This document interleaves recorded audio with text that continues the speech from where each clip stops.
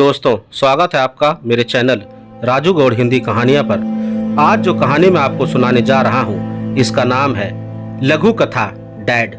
हिम्मत रखो, एक ना एक दिन सबको जाना है।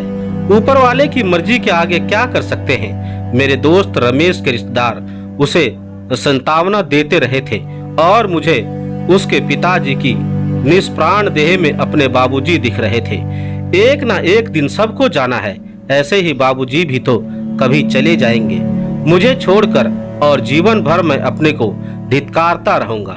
उस मनहूस दिन को याद करके डैड, या तो मुझे हॉस्टल भेज दीजिए या दादाजी को वापस ताऊ जी के यहाँ। मैं नहीं रह सकता हूँ ऐसे। उस दिन मेरे घर आते ही बेटा फट पड़ा था। उसके स्वर में मेरी पत्नी का मौन समर्थन भी था। धीरे बोलो, बाबूजी सुन लेंगे। हुआ क्या है, आए दिन ये सब होता था, लेकिन इस बार कुछ ज्यादा हुआ था शायद।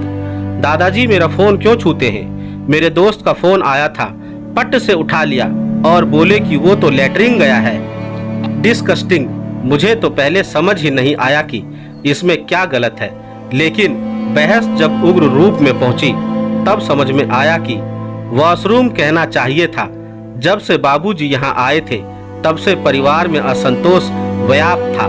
कभी उनकी डकार को लेकर, कभी उनकी पूजा पाठ को लेकर, कभी जगह की कमी को लेकर।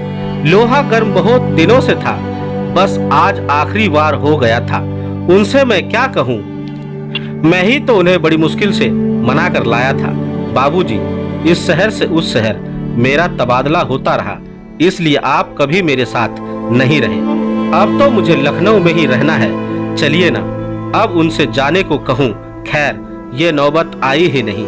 2-3 दिनों के अंदर ही बाबूजी किसी बहाने से कानपुर लौट गए थे, मुझे आत्मग्लानि की आग में झुलसता छोड़कर, जो आज और प्रचंड हो चुकी थी।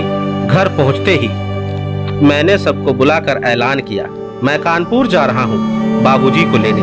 कमरा साफ कर दो, उनकी किताबें भी सब। लेकिन डैड, मेरे एग्जाम हैं, अभी कोई मेहमान नहीं प्लीज।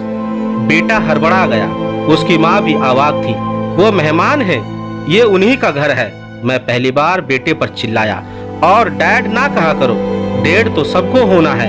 एक ना एक दिन हो सके तो मुझे पिताजी या बाबूजी कहा करो।